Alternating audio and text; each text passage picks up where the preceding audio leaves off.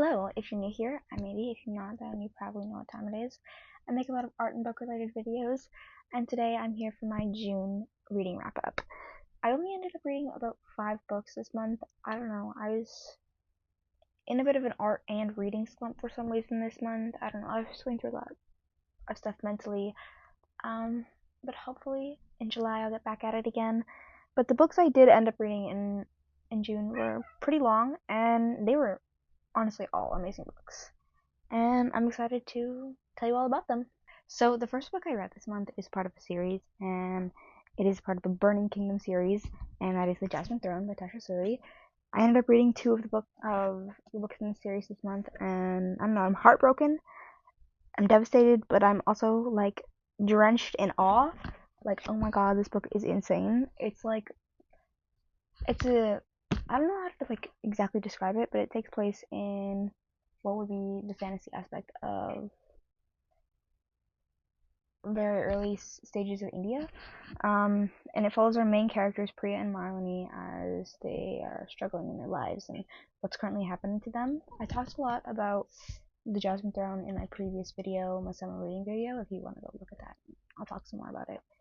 But basically, Priya is a daughter from a lost kingdom that is kind of at war right now. A lot of people don't like them. They have a lot of religious intolerances against them, and a lot of people from the place where it's taking place, Parjatapa, don't believe in the same religion. They believe in the Mothers of Flame. They don't believe in sacred gods that Priya believes in. So she's like kind of like hiding in the disguise, and she's working as a lady in a temple. And just so happens that in this temple is also Princess Marlini, who is awaiting trial because she did not want to die.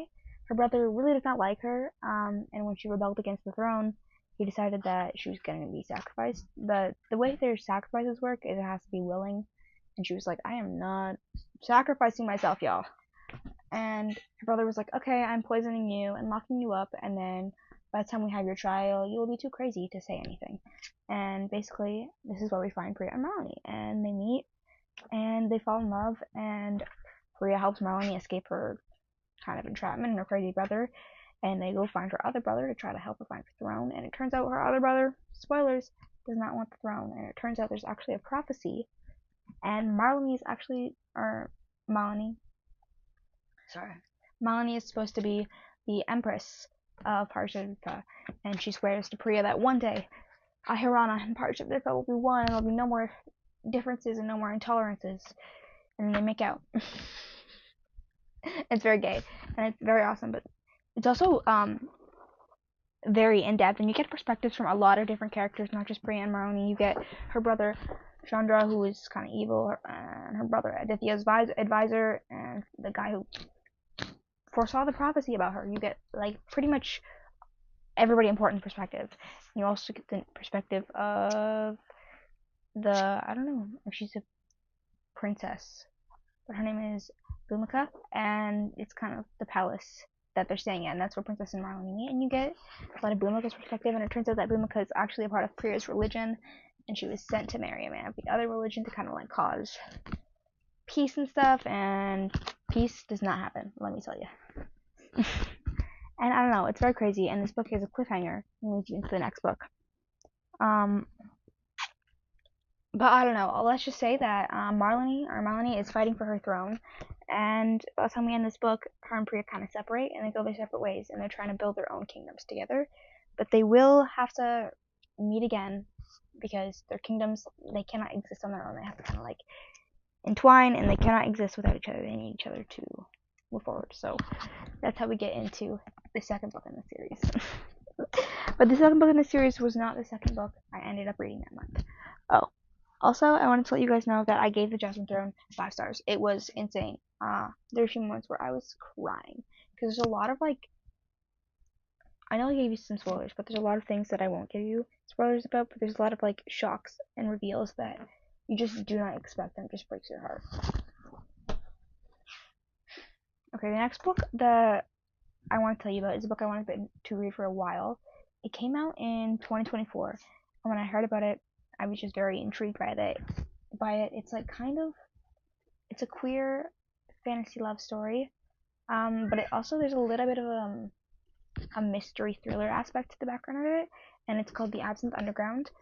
I ended up giving this book 4.5 stars. It's by Jamie Paxton.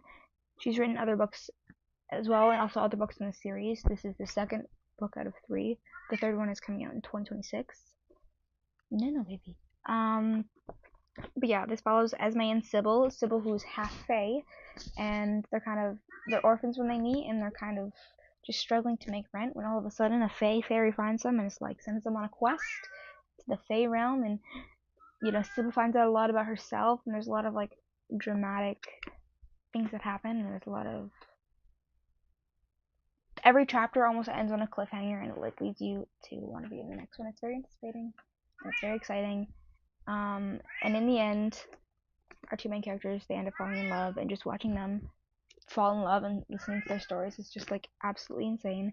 And it does end on a cliffhanger because guess what? They left a human in the Fae realm, and there's a bunch of drama still going on in the Fae realm, so there's still a bunch of things that need to happen. So we are going to see them again, and we are going to see the Fae realm again.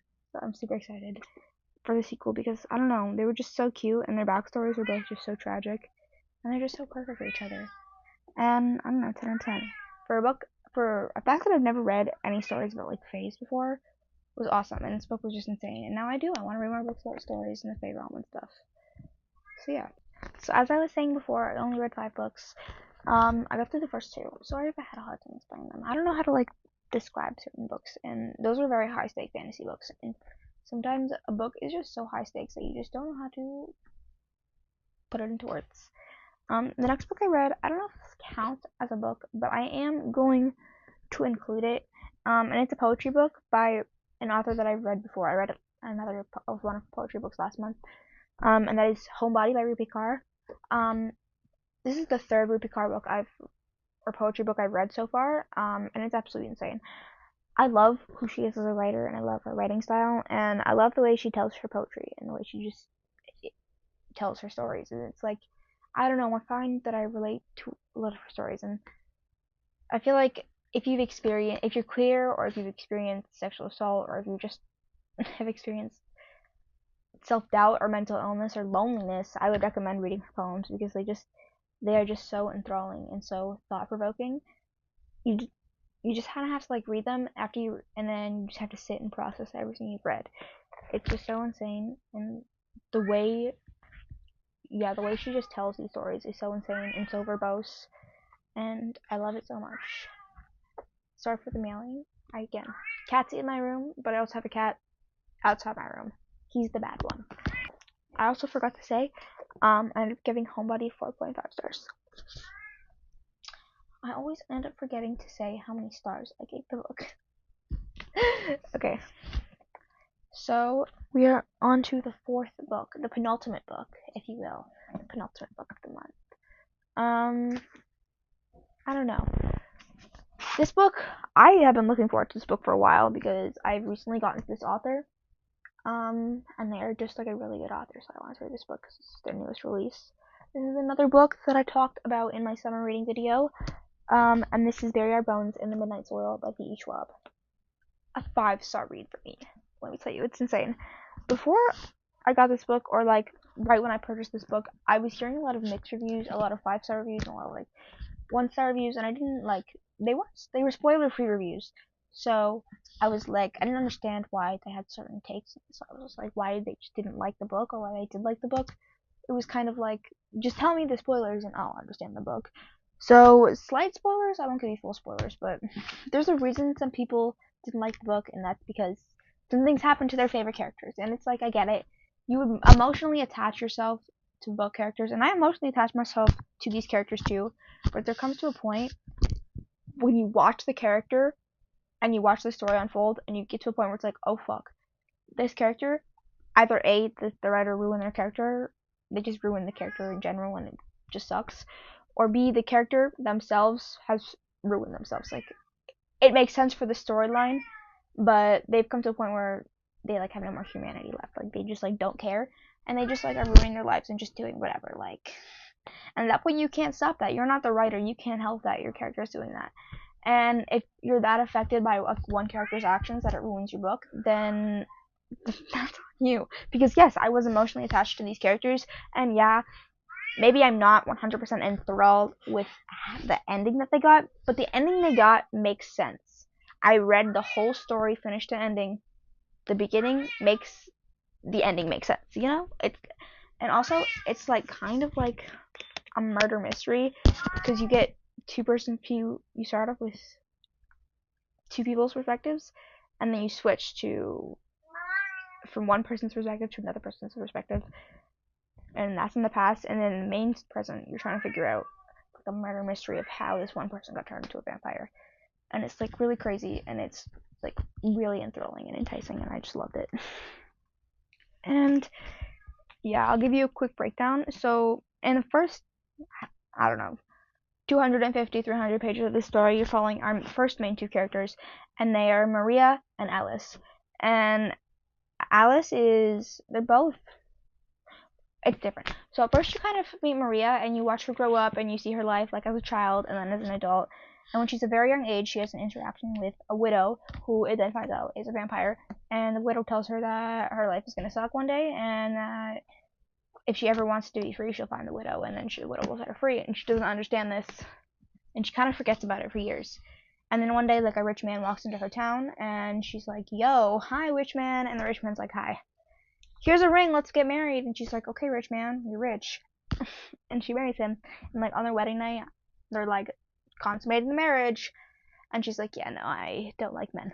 She realizes, like, she's a lesbian. She's like looking at the ceiling. She's like, "Yeah, no, trying to find the pretty things in the ceiling. Like, I don't want to be here."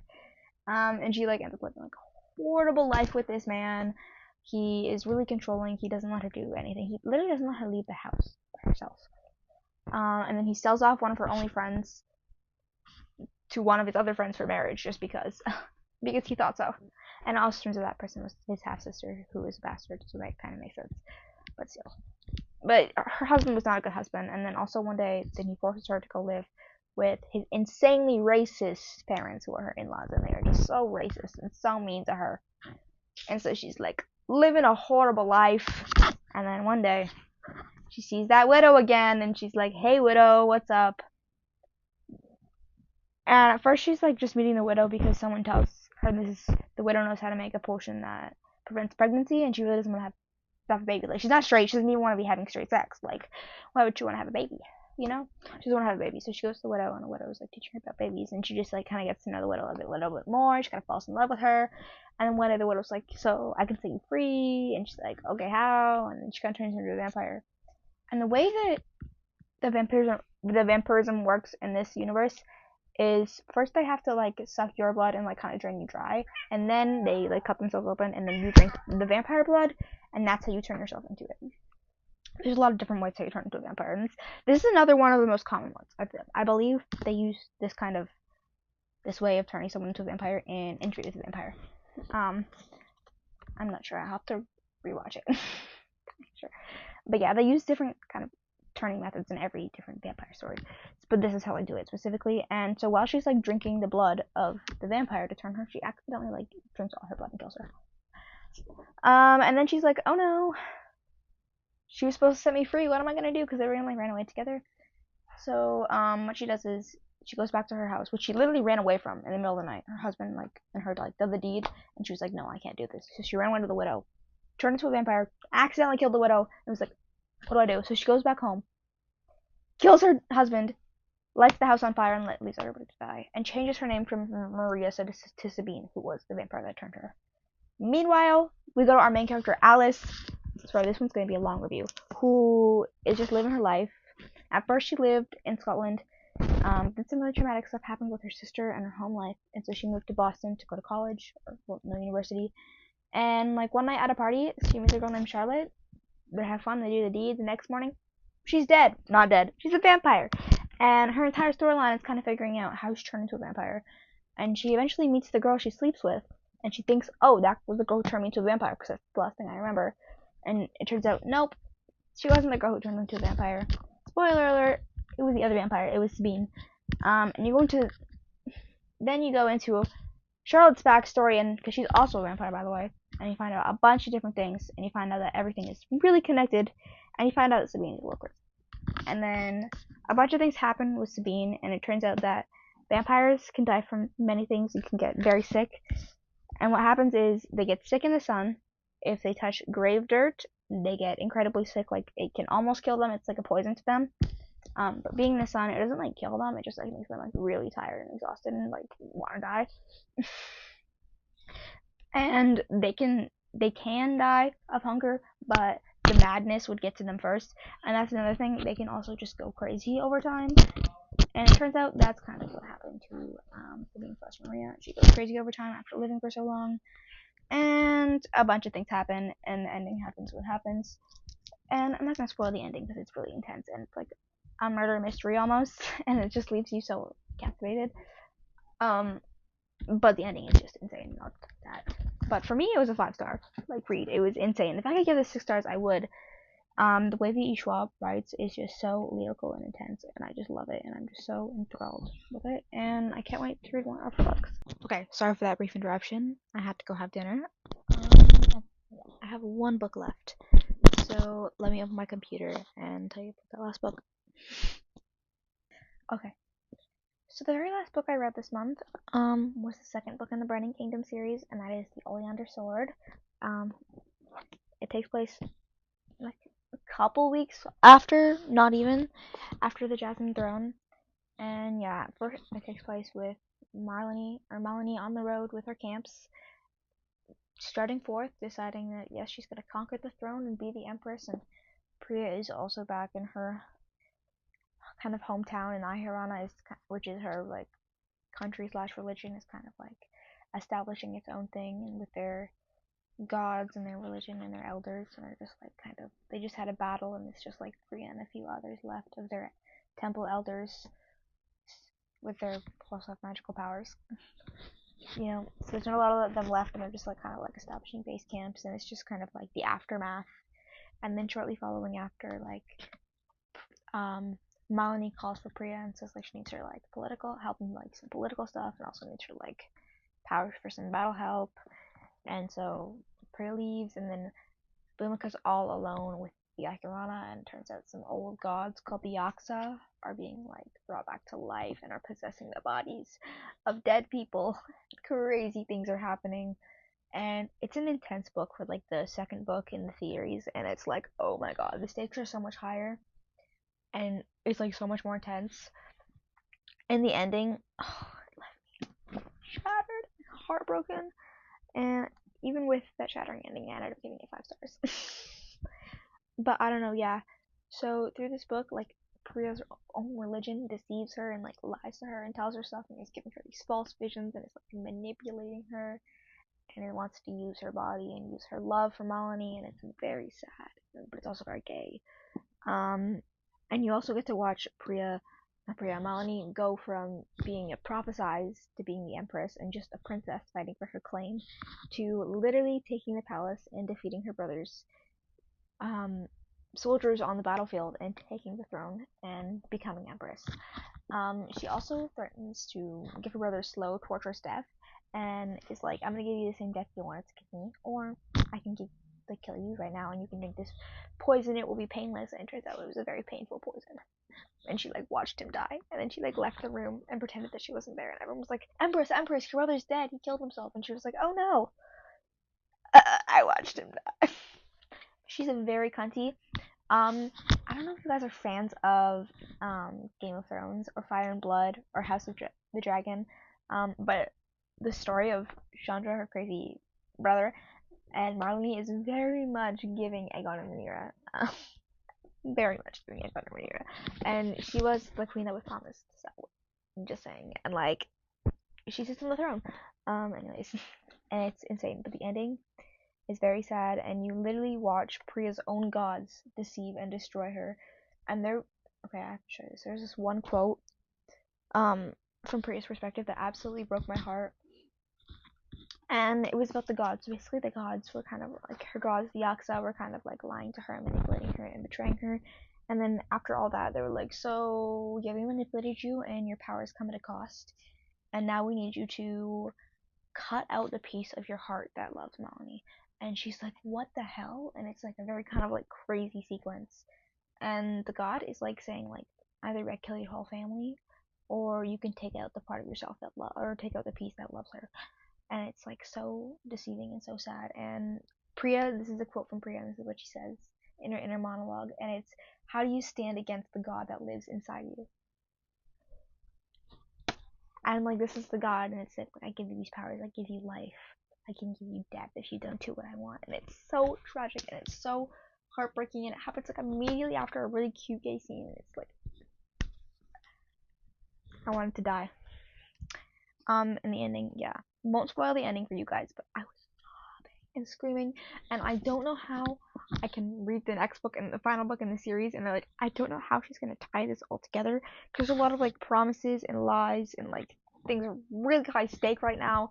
And yes, yes, Melanie has the throne, but now her tensions with the like religion slash country of Ahirana is very intense and stakes, and these are very shattered, and you kind of have to see. And there's also like, the gods, the villains, are bringing back a really old like kind of plague that they fear. I forget what it's called, but the Age of Flowers. They're bringing it back, which is like this really feared like age and plague that happened like in old times. They're really trying to keep that from happening, but no, it's happening again, and they're gonna have to fight this. And it's everything the religion and country of Ahiron doesn't want, and it's everything that Parjika doesn't want. And so, well, they're shattered essentially, and the political alignment between those two countries are practically shattered by the end of this book. In the next book, they're gonna have to come together and defy their own gods to kind of save the world, and it's very sad and it's very heartbreaking, but it's very insane. As a fan of high stakes fantasy books, I love it, and it's so insane. I can't wait to read the next one. I've been listening to these on audiobooks, and I don't know if I should get the third book on audiobook or if I should just read it. But like, I don't know. I'm just like shaking in my boots. I'm so scared to read Lotus Empire. Like, I don't want it to end, and I don't know how she's gonna tie it all together and make it like happen. Like, something happens between Priya and Marlene. I don't know if the relationship is ever gonna get the same again. So it's like, but aside from all that, it's still a 5-star book and still insane. And I can't wait to read more stuff by Tasha Suri. And it's like, ah. But yeah. So, anyways, those were all the books I ended up reading this June. Only 5, but 5 great ones, 5 intense ones. 3 of them were over 500 pages long. So, just saying, I usually read an average of 300 pages. Less. Ah. Anyways, yeah, so those are the books. I have something new planned. I have like a reading vlog planned, and I also have another like art related video planned.